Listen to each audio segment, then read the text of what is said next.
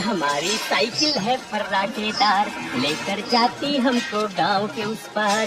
ओहो, निकला हूँ मैं करने दूध का व्यापार। मनसुख सुनीता चाची के घर के बाहर साइकिल रोकता है और घंटी बजाता है। काकी, आ जाओ, दूध ले लो। लाओ भाई, आज जरा आधा लीटर दूध ज्यादा दे देना, मेरी बिटिया को खीर खाने का मन है। हाँ हाँ, अभी ले लो, बढ़िया सी खीर बनाकर खिलाना बिटिया को। मनसुख फिर से साइकिल लेकर दूसरे घर दूध देने चला जाता है। अरे मनसुख भाई, ये लो तुम्हारे दूध के पैसे, आज महीना पूरा हो गया ना?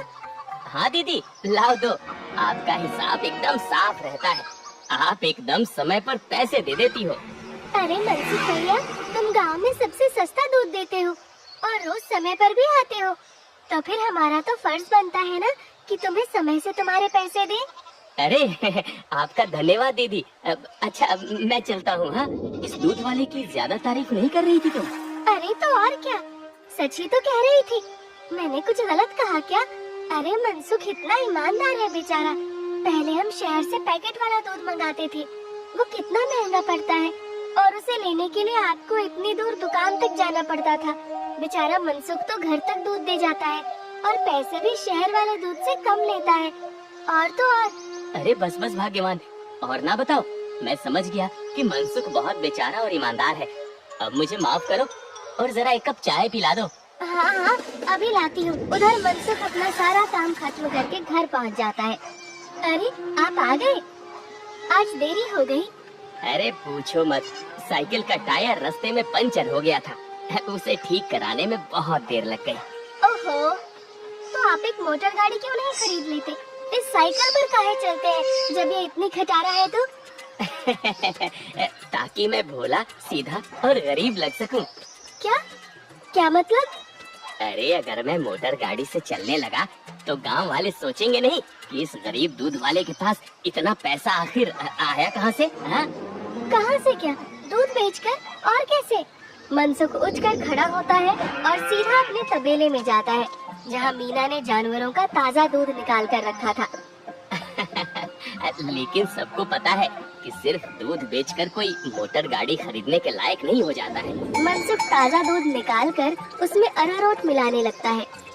अरे रुकिए रुकिए, ये दूध तो हमारे इस्तेमाल का है, इसमें अरारोट क्यों मिला रहे हैं? अरे मूर्ख औरत, कितनी बार तुमसे कहा है कि हमारे इस्तेमाल का दूध अलग रखा करो। यहाँ तबेले में मैं सिर्फ बेचने वाला मिलावटी दूध ही रखता हूँ।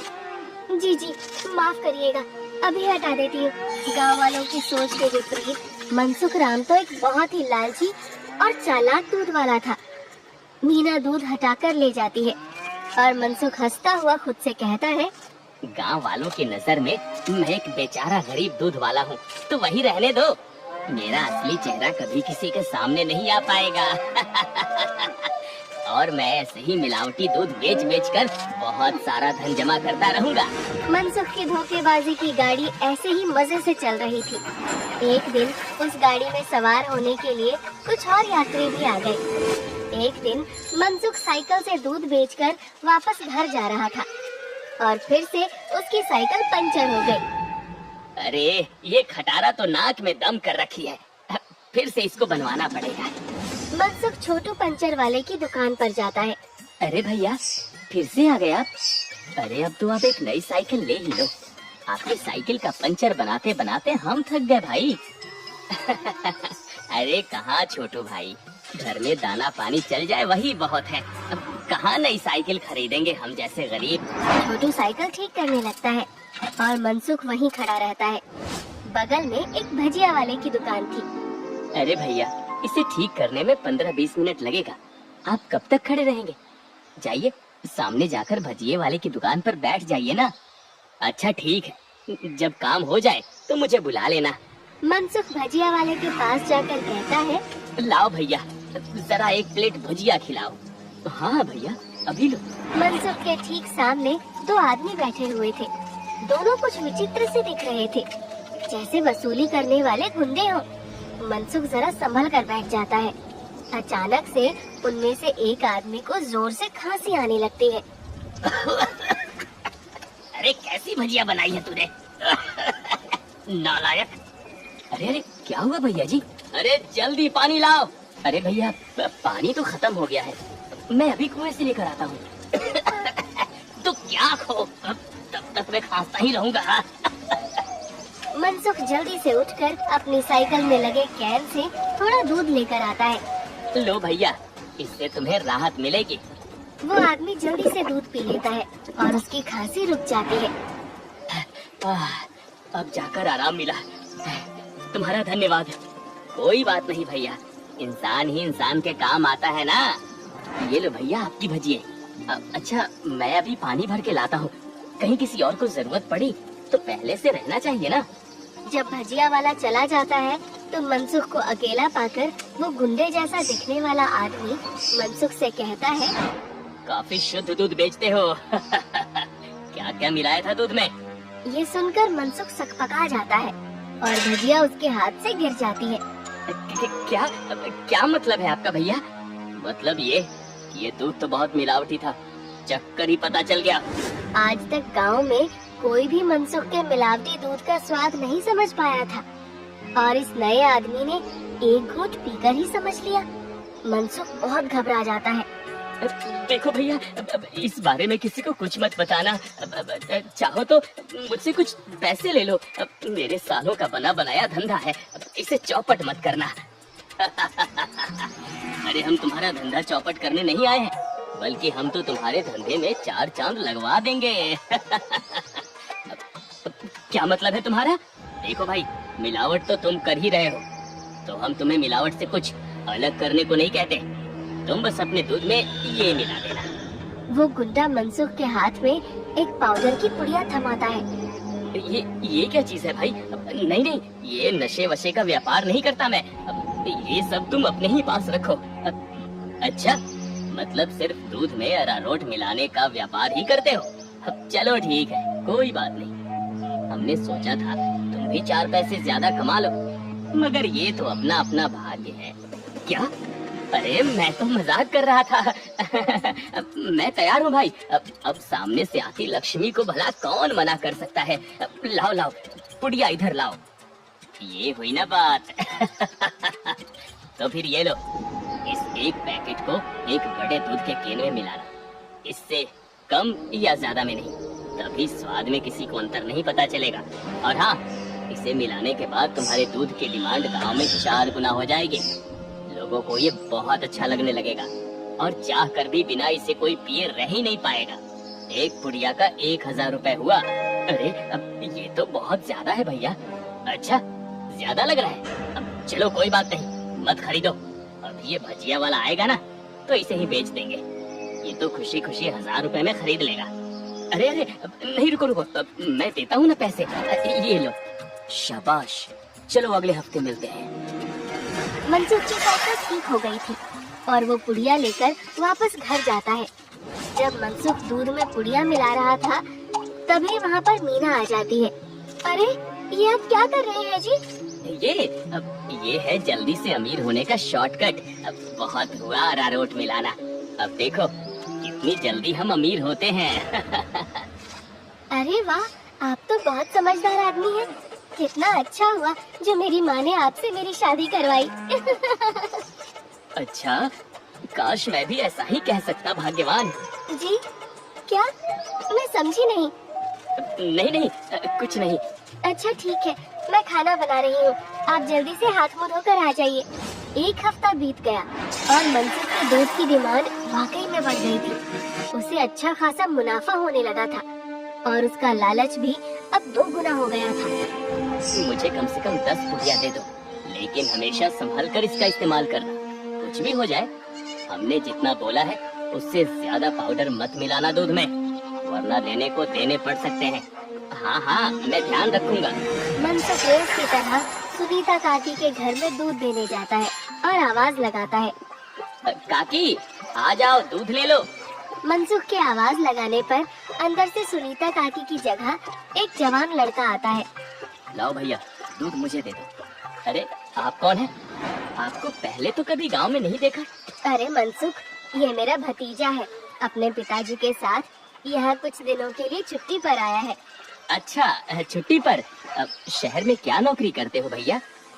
पुलिस में हूँ। पुलिस का नाम सुनते ही मनसुख घबरा जाता है और उसके हाथ से बर्तन छूट जाता है। सारा दूध नीचे गिर जाता है। अरे अरे, ये क्या हो गया?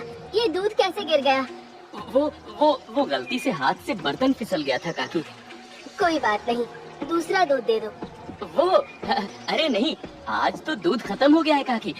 मैं कल आता हूँ ना। अच्छा, अब मैं चलता हूँ। इतना कहकर मनसुख जल्दी से वहाँ से भाग जाता है। मनोज और सुनीता दोनों को मनसुख की ये हरकत बहुत अजीब लगती है। ये इसे क्या हो गया? इसने ऐसा तो पहले कभी नहीं किया। होगी जरूर कोई बात। अब खैर चलिए, अंदर चलते हैं बुआ जी। आज तो बाल बाल बचा। कहीं उस पुलिस वाले को सच का पता चल जाता तो आज तो मैं गया काम से। बाकी की जिंदगी जेल के अंदर काटनी पड़ती। उफ। अरे क्या हुआ जी? आप ऐसे हाँफ क्यों रहे हैं? फिर से कुत्तों ने दौड़ा दिया था क्या? अरे चुप करो तुम। तुम्हारे ही बोलने की कमी है इस वक्त। अब जाओ यहाँ से। मेरे सर में दर्द हो रहा है, उसे और मत बढ़ाओ। क्या आप भी? मैं जब भी बोलती हूँ पता नहीं कैसे आपके सिर में दर्द होने लग जाता है। ओफो, तुम्हारे सामने आकर बैठना ही पाप है। मैं जा रहा हूँ यहाँ से।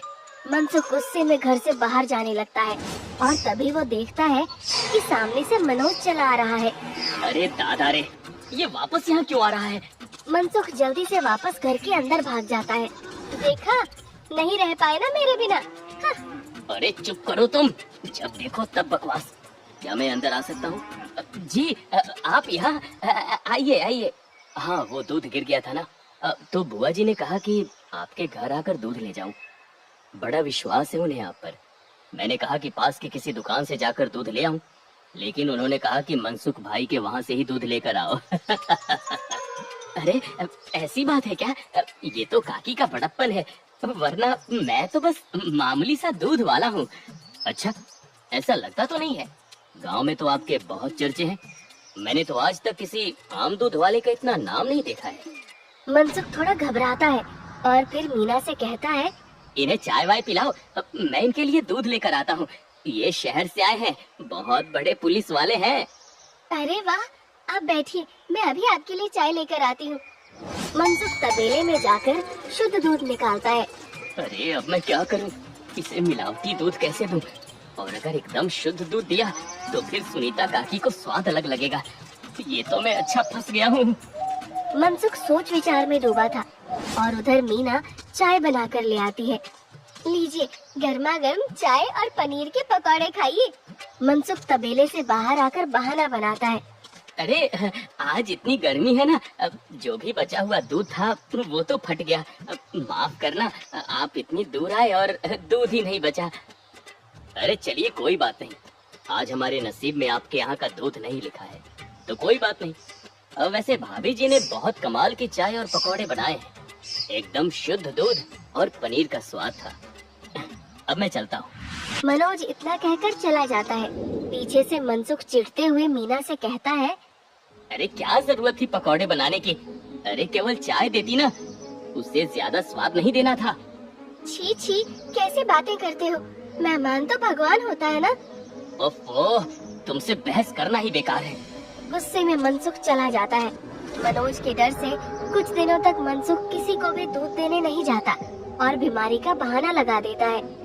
ये क्या चल रहा है दूध वाले? तुम हमसे पुड़िया क्यों नहीं ले रहे हो? कहीं किसी और से सौदा तो नहीं कर लिया?